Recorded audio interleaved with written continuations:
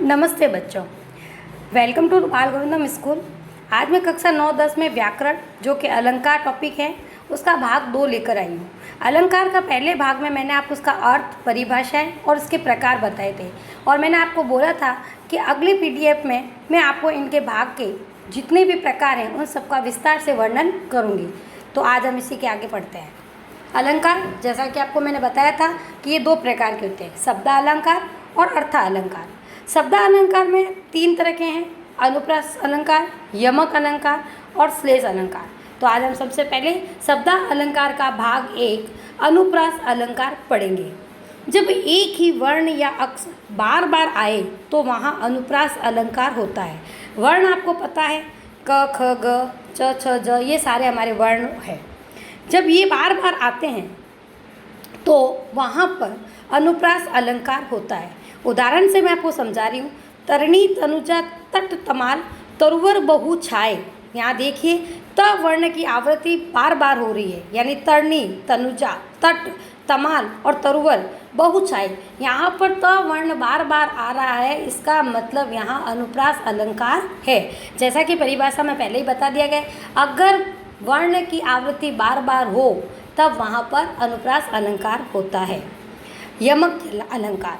यमक अलंकार जब एक ही शब्द 2 से अधिक बार आए, यानी जब पंक्ति के अंदर पद्य भाग में उसकी पंक्ति के अंदर एक ही शब्द 2 बार आए लेकिन प्रत्येक का अलग अलग अर्थ हो, यानी जो शब्द 2 बार आया लेकिन अर्थ उसका अलग अलग हो, तो वहाँ यमक अलंकार होता है। जैसे मैं आपको उदाहरण से बताती हूँ, काली घटा का घमंड घटा, यानी यहाँ पे देखो लिखा हुआ है काली घटा का घमंड घटा। घटा घटा शब्द 2 बार आया है। इस पंक्ति में घटा शब्द 2 बार आया है, परंतु दोनों का ही अर्थ देखो अलग अलग है। पहली घटा का मतलब है बादल और दूसरी घटा का मतलब है घटना। तो परिभाषा जैसे कि मैंने आपको समझाई है कि जब एक पंक्ति के अंदर एक ही शब्द 2 बार आए लेकिन उनका अर्थ अलग अलग हो तो वहाँ पर यमक अलंकार होता है। तीसरा हमारी अलंकार है वह है श्लेष अलंकार। श्लेष अलंकार का मतलब क्या है, पहले हम परिभाषा पढ़ते हैं। जब कोई शब्द एक ही बार प्रयोग हो लेकिन उसके एक से ज़्यादा अर्थ हो तो वो श्लेष अलंकार है। इसमें बताया गया है कि जब एक ही शब्द का प्रयोग बार बार हो लेकिन उसके अर्थ अलग अलग हो तो वहाँ पर श्लेष अलंकार होता है। यहाँ मैं आपको एक उदाहरण देती हूँ। चरण धरत चिंता करत फिर चितवत बहु चहु और, चरण धरत चिंता करत फिर चितवत चहु और, सुबन का ढूंढत सुबरन का ढूंढत फिरत कवि व्यभिचारी चोर। यहाँ सुबरन शब्द का प्रयोग एक ही बार हुआ है लेकिन इसके अर्थ एक से अधिक है। शब्द एक ही है लेकिन इसका अर्थ क्या है, अलग अलग है। कैसे, देखो मैं समझाती हूँ। कवि के लिए सुबरन शब्द का अर्थ है अच्छा और सुंदर, व्यभिचारी के लिए सुबरन का अर्थ है सुंदर स्त्री और चोर के लिए सुबरन का अर्थ है सोना। अतः यहाँ श्लेष अलंकार है। मैंने आपको बताया कि पंक्ति के अंतर लिखा हुआ क्या है, चरण धरत चिंता करत फिर चितवत चहु और, सुबरन का ढूंढत फिरत कवि व्यभिचारी चोर। कवि, व्यभिचारी और चोर के लिए सुबरन शब्द का अलग अलग अर्थ है। सुबरन का देखो कवि कहता है सुंदर, ठीक है। व्यभिचारी सुबरन का अर्थ बताता है सुंदर स्त्री और चोर सुबरन का अर्थ बताता है सोना। अतः यहाँ श्लेष अलंकार है, यानी इस पंक्ति में हम कह सकते हैं कि एक ही अर्थ के अलग, एक ही शब्द के अलग अलग अर्थ बता रहे हैं। इसका मतलब यहाँ पर श्लेष अलंकार है। अब हमारा चौथा अलंकार है, ये अर्थ अलंकार में से लिया गया है मेरे, उपमा अलंकार।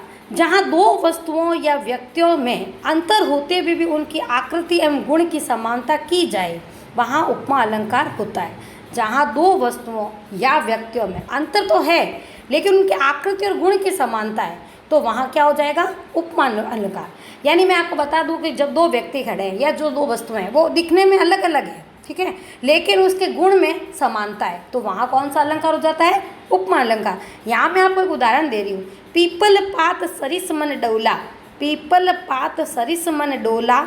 यहाँ पीपल के पत्ते और मन में समानता की गई है। देखो चीज़ें अलग अलग हैं, अंतर है ना, पीपल का पत्ता अलग है और मन अलग है, लेकिन दोनों की तुलना किससे की गई है, दोनों की तुलना पत्ते से की है। पत्ते से कैसे की गई है? मन की चंचलता के समान पीपल के पत्ते भी डोलने से की गई है, जबकि पीपल का पत्ता मन दोनों ही अलग अलग चीज़ है। आपको पता है कि पीपल के पत्ते से इसकी तुलना क्यों की गई है? ये तुलना क्यों हो रही है, उपमा क्यों दी जा रही है? पीपल पात सरिस मन डोला, पीपल के पत्ते की तरह मन डोलता रहता है, मन की चंचलता होती है और वो डोलता है। दोनों व्यक्ति अलग अलग है, पत्ता भी अलग है और मन की चंचल, लेकिन दोनों का गुण क्या है? एक ही है। तो यहाँ पर कौन सा अलंकार हुआ? यहाँ पर उपमा अलंकार हुआ। अब मैं इसके आगे के जो अब हमारे अलंकार हैं उनका वर्णन आपको अगले PDF में भेजूंगी।